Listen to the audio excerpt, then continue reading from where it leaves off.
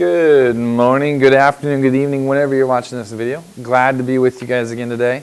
What we're going to be taking a look at over the next couple of minutes is we're going to be looking at, again, quadrilaterals, but specific types of quadrilaterals, and how the diagonals of the quadrilaterals play out within those figures.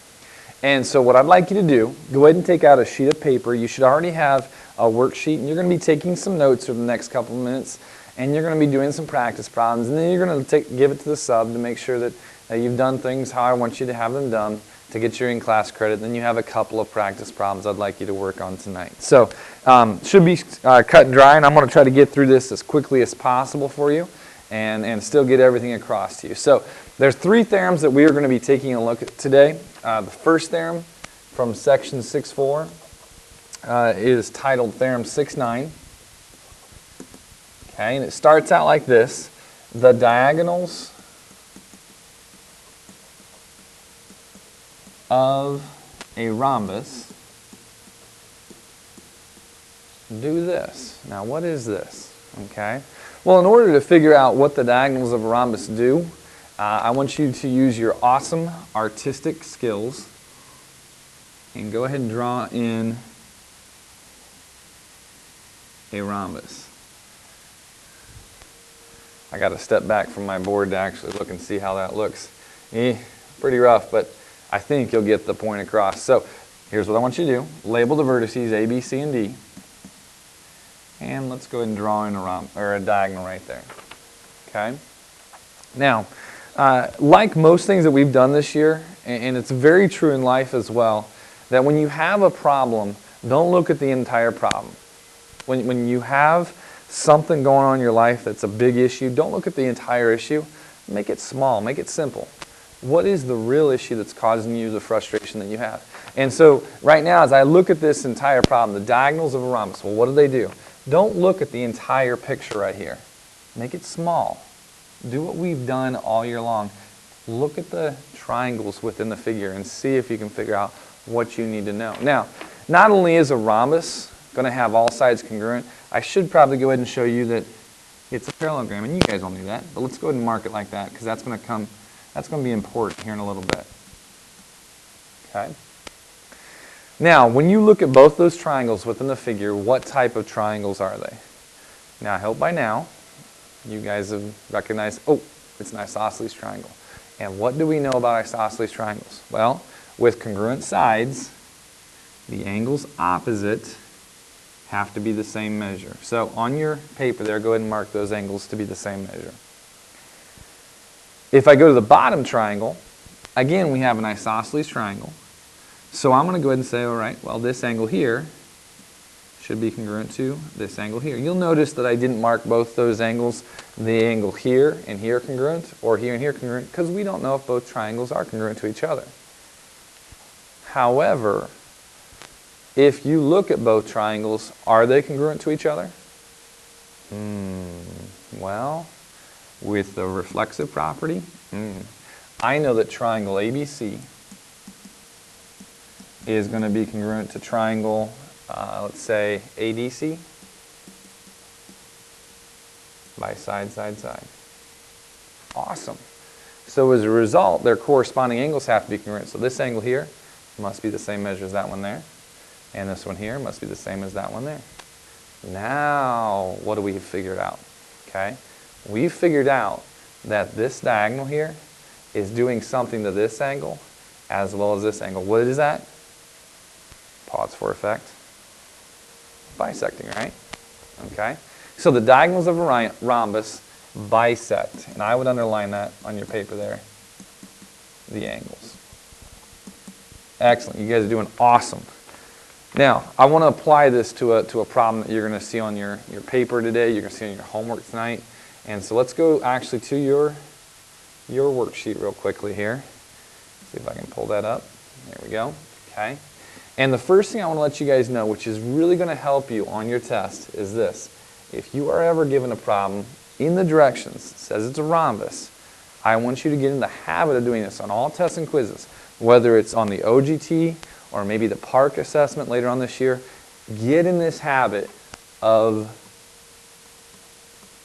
labeling all sides congruent. In fact, all of you should get in the habit of labeling any figure that you're given within a math problem on a test. Because the more information that you put down that test, the higher the chance is that you're going to figure out something along the way. Okay? And so here's what I'm going to do for number one. Sorry, it's kind of off the page there. I'm going to mark all the sides congruent. Okay? And I'm in fact probably going to mark the fact that this diagonal is congruent to itself by the reflexive property, so we have congruent triangles. All right? Now, hopefully you're already thinking of ways you can solve for angles 1 and 3, given this angle at n is 120 degrees. Well, I'm going to go ahead and mark that these are both the same. In fact, we just talked about, since the two triangles are congruent by side, side, side, side, side, and side, side, side, these angles have to be the same measure as well. And so what I'm going to put down here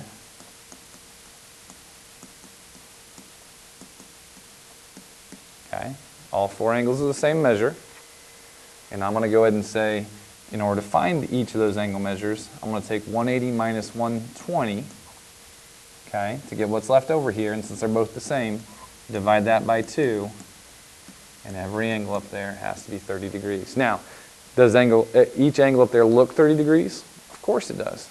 Okay, it's an acute angle. I know that my answer, based off what I know, has to be true. If this was 90 degrees, I would say, I did something wrong here. Okay? Now, if you wouldn't mind, let's go ahead and jot in the other diagonal there. Can anyone tell me what each of these angles here at N, angle MNQ and angle PNQ would have to be? Well, if you said 60 degrees, you're correct. Again, because the diagonals of a rhombus bisect the angles. Okay, excellent job. All right, now, here's the next question. Kind of leads into what we're going to be talking about in the next theorem. If this angle is 60, I'll put that there, 60. If this angle is 30, what does the measure of this angle have to be? Think about it for a second. I'm going to come back to that actually in a little bit. We're going to go on to theorem 510. Bring up my other white page here. Okay, and this next one's going to be theorem 610, sorry.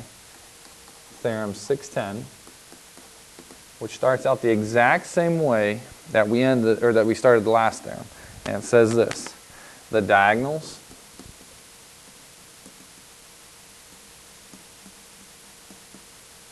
of a rhombus. What do they do? Okay. Well, here's what I'm going to do. I'm going to go ahead and draw in, again, a rhombus to the best of my ability. So,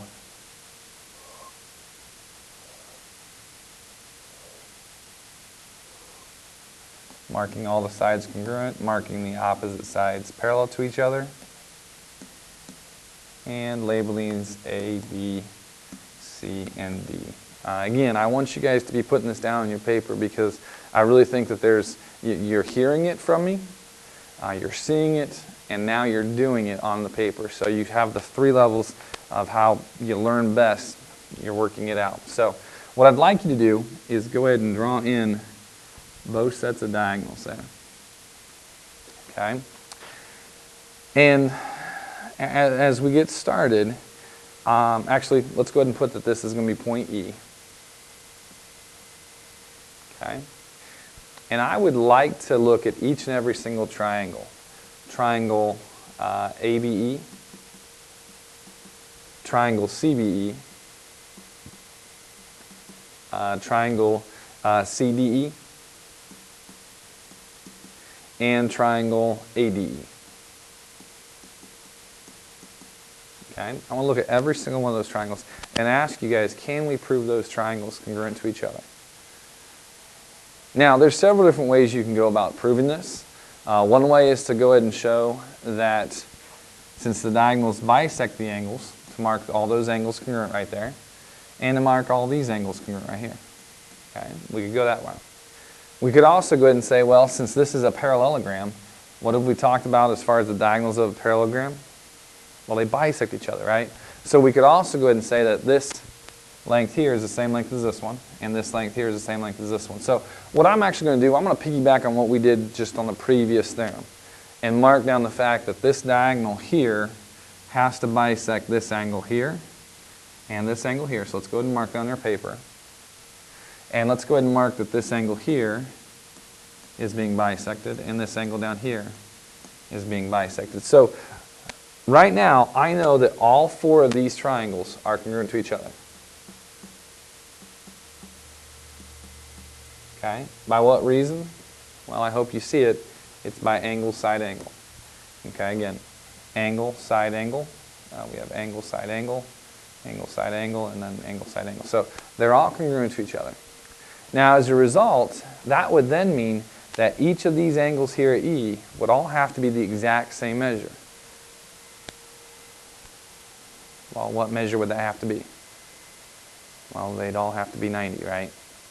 Now, I'm going to go ahead and put this up here, and I'm just going to say this, that this is the most commonly missed concept on the test. When I give this, the fact that diagonals of a rhombus are perpendicular. For some reason, students just forget this. It's a simple concept. In fact, it looks like they're 90 degrees right there.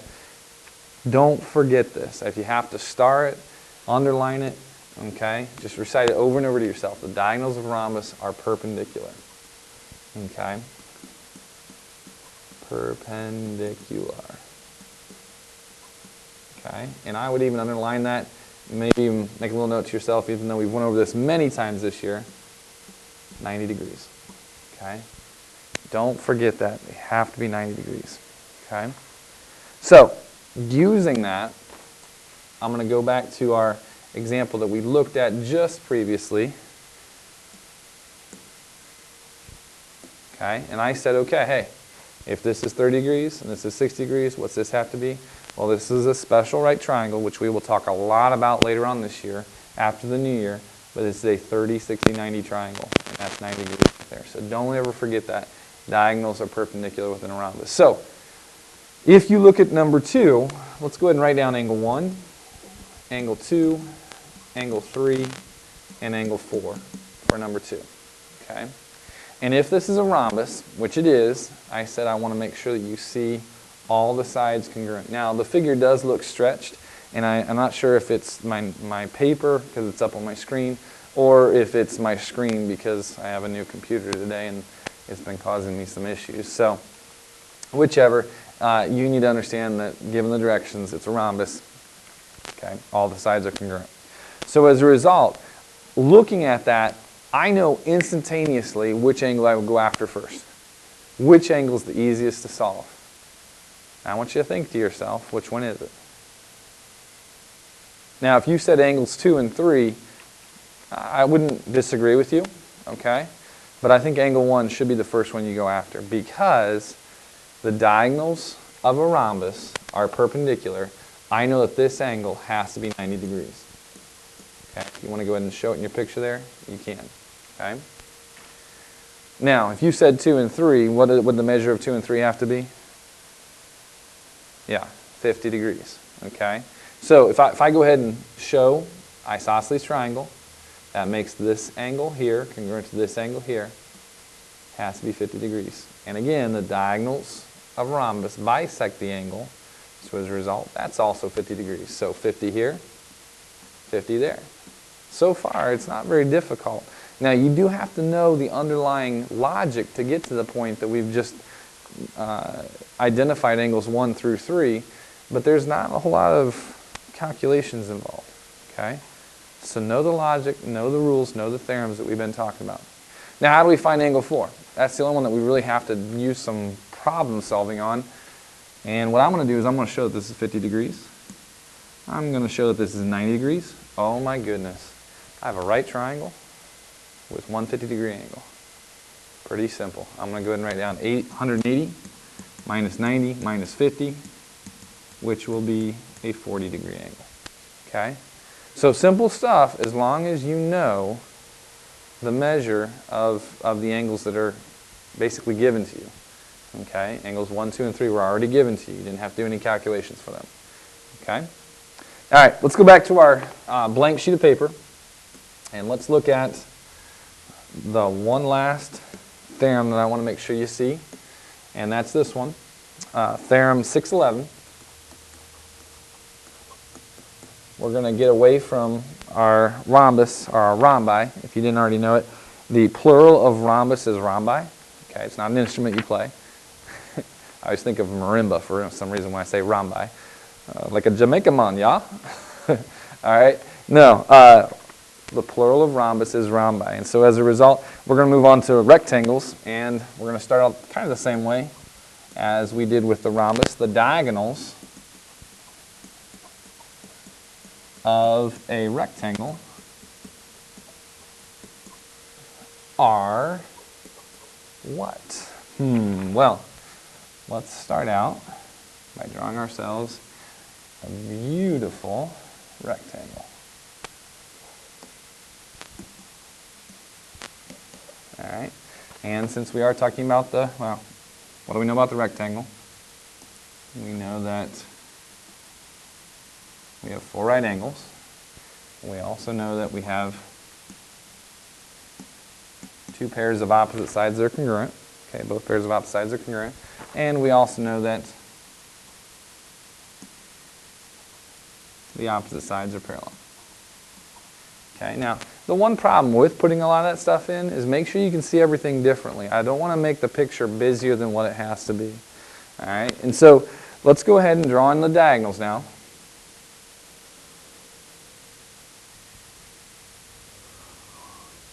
Okay. Whew. Busy picture. What can we prove about the diagonals? Well, I hope that you're already thinking that the diagonals bisect each other, because they do. They bisect each other in a parallelogram. They bisect each other in a rectangle, because a rectangle is a parallelogram. But it's too busy the way it is. Can't see what I want to see if I want to prove something. So I'm going to draw the triangles with the diagonals completely separate. Triangle ADB, or ADC, and triangle BCD. Okay? And I want us to fill in everything that we possibly know about those 2 triangles. Well, if I do that, I know that these sides are congruent. Good. I know that these angles are right angles. Good.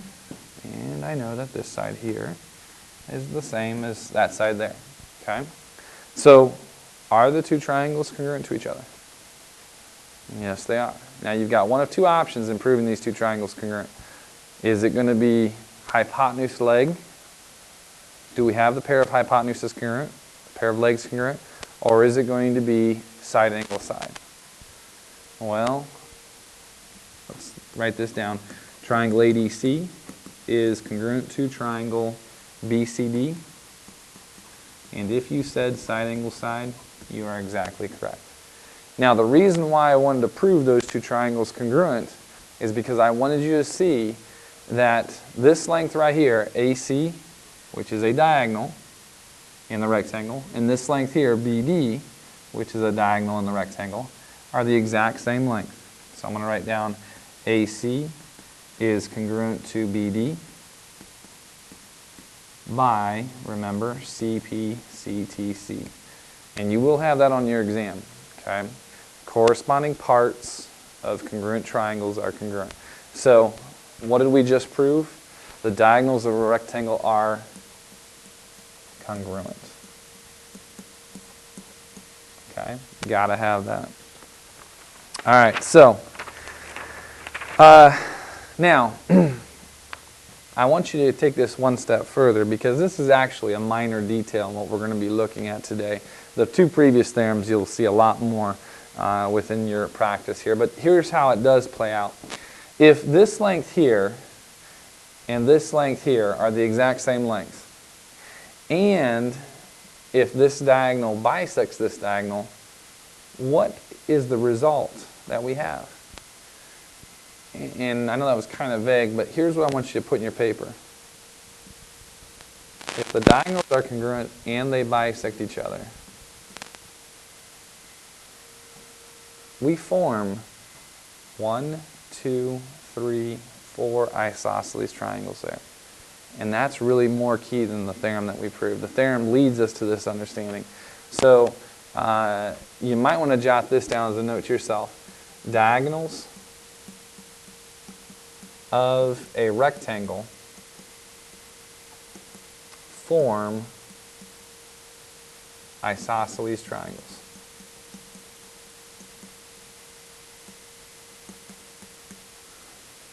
Okay. All right. That will be more key than actually the theorem. So here's why I say that. If you go back to your worksheet now, okay, and I want to look specifically at the directions for the second portion of the worksheet, which reads this. For each parallelogram, A, choose the best name. So for number 4, choosing the best name, I'm going to say that this figure is a rectangle. Now you didn't need geometry to know that. You probably would have known that if you were, my 5-year-old daughter knows that. Okay, so you would have known that a long time ago. Okay, but we do need geometry for this, the rest of this. So for part B it says find the measures of the numbered angles. So for part B, I'm going to put down angle 1, angle 2, angle 3, and angle 4. Okay? And now I'm going to actually walk through and I'm going to show all these other things that we know about the rectangle and then start to figure out what we need to put down as our answers for the measures of these angles. So I put in the fact that we have all right angles, which is the first thing that should come to our mind. I'm going to put in the fact that the opposite sides are congruent. You can put in the fact that the opposite sides are parallel. In fact, I'll go ahead and do that because we could actually use that possibly if you want to use that to solve some of these angle measures. Okay. And then I'm going to show that since the diagonals are congruent and they bisect each other, that we have isosceles triangles. Okay. Now, I'm going to show you one way that you could go ahead and solve this, but I want to make sure that you understand that it's not the only way you can solve it. So there's lots of different ways. So from here, you just want to start throwing things out. What do we know about this figure? Well, one thing I see is that if this line here is parallel to this line here, then the alternate interior angles have to be congruent to each other. So I'm going to put down that this is going to be 18 degrees, angle 3. Excuse me. I also notice that if this is an isosceles triangle, then this angle over here would have to be congruent to this angle over here. So this is 18 degrees, and this is 18 degrees right here. Now that helps me because I can find angle 4 from that. So if I go ahead and do this, 180 minus 18 minus 18, I end up with 144. Okay. To find another angle, well, I'm probably going to say that angles 2 and 4 are supplementary to each other because they form that straight line. So if I go ahead and do 180 minus 144, you have 36 degrees. Okay. Now I'm going to remind you of something at this point in time that is very similar to something we talked about earlier on this year, and that's this. If you have a triangle, let's say something like this, angles 1, 2, and 3. If you remember, the sum of the two remote interior angles, 1 and 2, have to be equal to the exterior angle, angle 3. Okay? So if I look up here at the triangle here, all right, this angle here and this angle here would be remote interior with respect to angle 2. So if I take 18 plus 18, does that equal angle 2?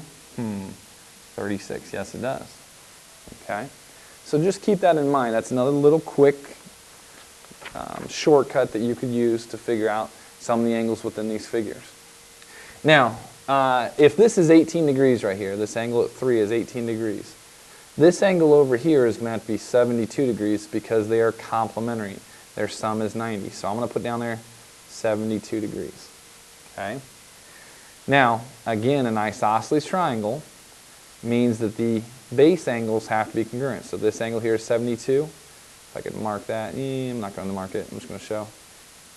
This angle here would have to be 72 as well, okay, opposite the congruent side. So angle 1 is 72 degrees.